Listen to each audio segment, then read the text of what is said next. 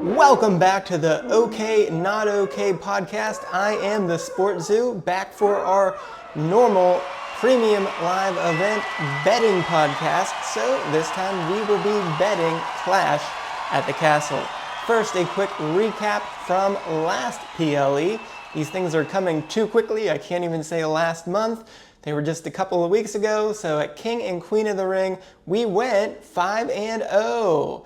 Now, technically, there were only 3 picks that had odds at the time, as both the King and Queen of the Ring tournaments did not have the finals set up, but we made the right picks, so we're going to count those as 5-0 in both columns because I don't want to have different numbers every single month from here on out. So we're going with 5-0. We did pick the big upset of Liv Morgan beating Becky Lynch. She wasn't a big underdog, but an underdog nonetheless. As her contract situation came to fruition, we may have something similar this time, so let's get to it. Clash at the Castle, this is the second time this particular event will be held. The first one was in September of 2022, but that one was in Cardiff, Wales, as this one is now going to be in Glasgow, Scotland. There were 7 matches in that PLE, with only 3 title matches, and none of those 3 matches saw a title change. Most notably, of course, was Roman Reigns defeating Drew McIntyre. It showed the introduction of Solo Sikoa into the bloodline when he pulled out the ref's legs from under the match, which caused a distraction on Drew after he appeared to be ready to win the match after hitting a Claymore on Reigns. Instead, Reigns followed that up with a spear and he retained the title that we so fortunately just got off of him very recently. So let's keep that in mind as well as we go into this one. So we only have 5 matches on the card as of right now. We are filming Thursday afternoon, so SmackDown again has not aired. This is Eastern Daylight Savings Time as of right now for those that are keeping track. So we will see if any more matches are added as with SmackDown tomorrow night. But for now, let's go right into the 5 matches that have already been announced. First, we'll go with the undisputed WWE Championship match between Cody Rhodes and AJ Styles. These two did battle at Backlash in a pretty good main event there. There was no surprise that Rhodes won that match. And so this time, we saw Styles fake his retirement just to get another shot at Rhodes, and Cody really blew off the hinges to set up this match, and he turned it into an I Quit match. So I think that pretty much gives it away here. There is absolutely no way your brand new champion is going to say I quit so soon into his title reign, especially against Styles, who is not really needed to be a champion at this point. So Rhodes is at minus 3,000, which is a 96.77% implied probability, while Styles is at plus 900 or a 10% implied probability. This one could be a 99% implied probability. That still wouldn't be enough. Rhodes minus 3,000, easy pick here. Let's move on to the next one, which will be our WWE Women's Championship. Pretty much the same thing here. We see Bayley defending the title against Piper Niven, and the odds are exactly the same. Bayley at minus 3,000, 96.77% implied probability. Piper plus 900 or 10% implied probability. So what have we seen here to give Piper any shot at winning this one? Well, she is from Scotland, which will be a recurring theme here, so if there's any reason, that's the only one. Otherwise, she hasn't proven anything. She has no singles wins since October of 2023, as the doctor told you earlier in the week. And she only has the 1 tag win earlier this month on June 3rd edition of SmackDown, which was with Chelsea and against Bayley and Naomi.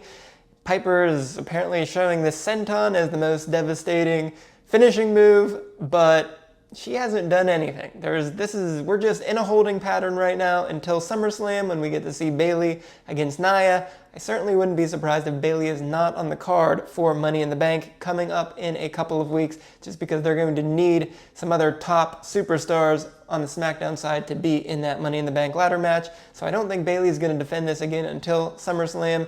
No reason to give this to Piper. Bayley, easy pick at minus 3,000. Third, the Women's Tag Team Championships. We saw Bianca and Jade just beat Shayna and Zoe a couple of weeks ago, but now they'll be in a triple threat match, also including Fyre and Dawn. So Bianca and Jade are at minus 1,500 or 93.75% implied probability. Fyre and Dawn, surprisingly second on this list at plus 550, which is a 15.38% implied probability. And Shayna and Zoe clock in at plus 1,400 or a 6.67% implied probability. Well, on Raw this past week, we did see Shayna easily take out Fyre in a near chokehold that made Fyre and Dawn quite look like chumps instead of true contenders. Now, the only thing with Fyre and Dawn here, we did just get recent news that Fyre's mother passed away while in Orlando visiting Alba. So if there's any reason for them to win, it's kind of the sympathy angle, plus Fyre and Dawn are also from Scotland. So another hometown hero possibility here, and I can only imagine this is why they're the number 2 pick out of the 3 tag teams here. But Fyre and Dawn, the doc again told you that they haven't won anything since last May, and that was a squash match against 2 jobbers, whereas they've lost 3 consecutive tag matches. 2 of them have been for titles. They just don't win matches in WWE. That's really what it comes down to. There's just no way this is going to be the start of them winning. For Shayna and Zoe, they actually have been really good. They are 8-2 in all tag matches, but they've had 2 title chances and have lost them both. Now, I think this is a good duo here. I think they should deserve a shot to be champions at some point, but right now it kind of feels like they've run out of the rope. They're arguably the next best tag team out there, but there's nothing really going on here. I just don't see Bianca and Jade losing at this point. If they were to lose, you would think it would be because there was some sort of tension between them that had built up and this was the tipping point, but we have not seen anything. They are completely unstoppable right now. There is no reason to think we will see anything but that yet again here. I think if we're going to see Bianca and Jade lose, it'll be at SummerSlam at the earliest here as well. There's just no reason to do this at Clash at the Castle. So Bianca and Jade, with the usual thinking that in a triple threat match that the current champions generally retain, no problem here. We're going with Jade and Bianca as the pick to win and the pick to bet minus 1,500. So that takes us to the 2 big matches where we really do have to stop and think about it to see who's going to win. First, the Intercontinental Championship between Sami Zayn and Chad Gable. As we thought last time at King and Queen of the Ring, Sami retained there over both Gable and Big Bronson Reed, and as we also thought, Reed is just kind of out of the picture for now, which really made sense. So here we're really focusing on Chad Gable and Otis more than Sami here for a change, which is kind of surprising. But Gable has really done some incredible heel work.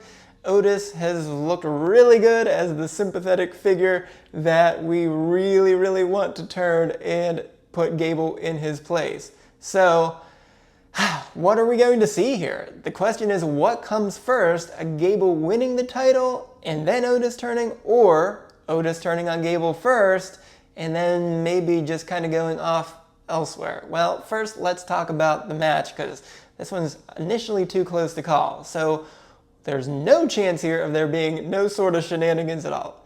Somebody from Alpha Academy, and most notably Otis, is going to do something. There's just no way Otis isn't going to do something. I mean, if he doesn't do something, it's because he hems and haws as he usually does and then just kind of walks away. So Otis was really at the tipping point this week on Raw. He almost attacked Gable after doing his bidding to take down Zayn. So are we going to have the same exact thing happen 2 times in 1 week? I don't know. That doesn't make a whole lot of sense just to replay the exact same thing here. Or is this just going to be a step backwards. Otis just falls in line for one night. Those seem to be the two main options here for Otis. One, fall in line, get Gable a win somehow, or that he actually does follow through with the turn. I don't think we're just going to see him help Gable again and then again stare him down. That's a weird spot to do the exact same thing 2 times in a row. I think it's time to push this forward. Now, the other part we do need to briefly talk about, the Creeds. We saw Gable talk to them a few weeks ago, but they've been off screen ever since.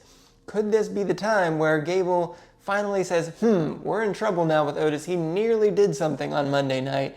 I'm ready to call in some backup. Let's get the Creeds in here. They're going to take care of Sammy and be the ones to get me the win. I think there's a decent chance of that, but I also just kind of feel like we want to see Otis do his thing first.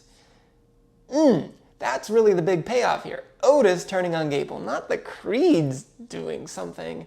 Sure, they're going to join him here soon. They're going to be the new recruits. They're going to be the new Alpha Academy. But I just can't get it out of my head that this is the time for Otis to do it. He has to. Otis just has to do it. All right, now a couple other side notes here. One, Chad Gable's contract is expiring very soon. If it hasn't expired already, it's possible he's just extended it to this match, and this will be his very final match in WWE.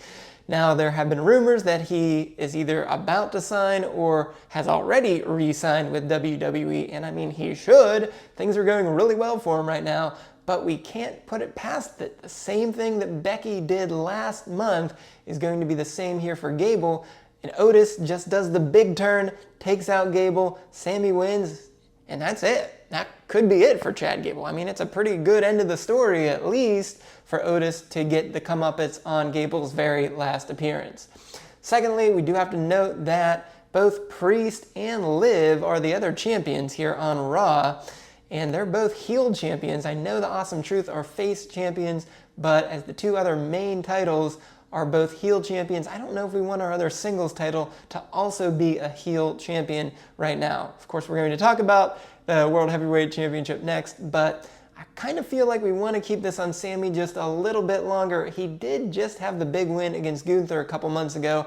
It feels like he probably leaning a little bit to keeping that a little longer to have that win mean something. So for us, here are the odds. Zayn is actually the underdog at plus 150, which is 47.62% chance, while Chad Gable is at minus 150, which is a 60% implied probability. So I don't think Gable has a 60% chance to win this, not with these other factors that we've already talked about. I really think this is the time to tell that end of the story, get Otis to turn on Gable, and Zayn to retain because of it. We're going with the underdog, Sami Zayn, plus 110 to win and to bet. Lastly, let's go to the World Heavyweight Championship between the champion, Damian Priest, against the hometown hero, Drew McIntyre. Let's start with the odds here. Priest is at plus 150 at just a 40% implied probability, while McIntyre is at minus 200, which is a 66.67% implied probability. So we also have a stipulation here that the Judgment Day is now barred from ringside because McIntyre beat Baszler on Raw just a few days ago. So what does that have to do with things? Technically, we can't see Baszler, McDonough, or Dom come out to the ring to help Priest win. But what if they do? I haven't heard that Priest automatically loses the title if they interfere. So I think we've seen it before many times that even though someone's barred, they could show up again anyways. So I'm not even going to rule that out. But who's not in the Judgment Day? Well, we could have Carlito show up. Carlito's not been the most interesting character, but he's not in the Judgment Day. So they could have him show up and be the one to help Priest retain this title. I do think the odds of that are pretty low, so let's not get too deep into the weeds there. But you know who the most interesting character on Raw is right now? You could say Chad Gable, but if you don't, you very well could say Liv Morgan. She is obviously not in Judgment Day, but she certainly wants to be in their good graces, as we can tell, and there's no better way to do that than to help the champion retain. I don't know what she could do, but I don't think she's going to get physical, but there's no doubt that everyone would want to see her come out to the ring to do something. Whatever that is, I don't know, but it certainly needs to be a thought that could happen. Of course, there's one other key thing here that everyone thinks could definitely happen. And in fact, there's a prop bet on our betting website of choice, which is, will CM Punk interfere in the World Heavyweight title match? And if you say yes, those odds are minus 300 or a 75% implied probability, or no is actually plus 200 at 33.33% implied probability. So there surprisingly has not been a whole lot of CM Punk talk over the last few weeks. So to me, that leans at more of him not showing up here as a way not to give it away. Save that for later. The other reason why he might not show up is that those darn QR codes we keep seeing pop up on both Raw and SmackDown, well, the last one showed a countdown clock that leads to Monday Night Raw. So if the Wyatt Six are indeed showing up on Monday Night Raw, I don't know if we want to do that and deal with CM Punk in the same episode. I kind of think we want to give the Wyatt Six their own debut here and not have CM Punk as a heavy storyline in the same episode. So to me, that also leads towards no. So let's talk about how Damian Priest can win this. He certainly can't win it clean, but he could win with any of those three people that we talked about showing up. Now, Priest also is not even the most important member of the Judgment Day right now. It seems right now all the focus is on Dom and Liv. So is Priest really looking like a good champion? To me, the answer is no. So I don't think this is one where we need to keep the title on him for an extended period. And there's a SummerSlam match with Gunther that's laying over everyone's head. Now, does anyone really care about seeing Priest versus Gunther in that SummerSlam match? I don't think so. I think we've got to get either McIntyre, Punk, or maybe even a returning Seth Rollins if he were to come back to take on Gunther there. But there's no real way to get Rollins in the title picture at this point. But we certainly could have McIntyre versus Gunther, or even McIntyre versus Punk versus Gunther. And either of those scenarios is an amazing SummerSlam match. So why not just cut the cord now and put that title onto McIntyre? We don't think Priest can win cleanly, but McIntyre certainly can. And he, more than anything, is the hometown hero in this one. We saw Rhea Ripley get an amazing ovation at the end of Elimination Chamber in Australia. So can the same thing happen here with Glasgow and McIntyre being the hometown hero? I really think this is the time. He lost at the last Clash of the Castle pretty cheaply. Is WWE really going to do that 2 times in a row to him? Sure, they could. We've seen it before. But I don't think so. I just don't think so. So McIntyre at minus 200, 67.67%. I don't love that number. That does seem a little too high. 2/3 implied probability. Seems a little high. If anything, I would maybe say stay away from that bet here, but I think he's got over 50% chance. So if we've got to make a bet here, and we do, we will say to take Drew McIntyre minus 200 to win and to bet. Now, for that prop bet, these things go hand in hand here. Is Punk going to show up and McIntyre lose? Yes, if he shows up, he's going to lose. If he doesn't show up, well, he's certainly winning.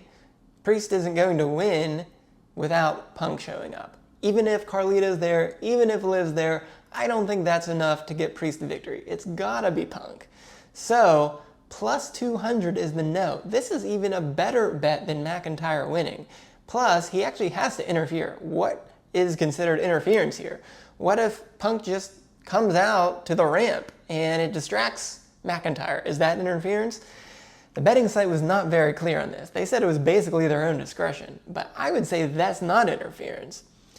We did see Punk get physical on the night after WrestleMania, and he had no brace on that night. So if he's there, if you really think Priest is going to win, you might as well double that up with the yes bet at minus 300. But we don't think that is going to be the case. So I think this is a great place to double up here on the no side. And in fact, if you're only going to bet one, just bet the no, because you get the plus money on the no. If you really, really like Drew, as we're picking here, then you're safe to bet this twice and get 2 times the reward. Well, not quite 2 times, but you know what I mean. More than 1 time the reward. So the no bet plus 200 is way better chance of happening than the 33.33% implied probability. So we're going with no as the pick for the prop. We're going with McIntyre to bet and to win. And there you have it. Let's do our quick recap. We've got Rhodes minus 3,000. We've got Bayley minus 3,000. We've got Bianca and Jade at minus 1,500. We've got Sami Zayn with the upset at plus 110. We've got McIntyre at minus 200. And we've got the no on CM Punk interfering as an upset plus 200. So there you have it. Let's see how we do. Enjoy Clash at the Castle. And remember, don't bet anything you can't afford to lose. So until next time, I'm the SportsZu for the OK Not OK podcast.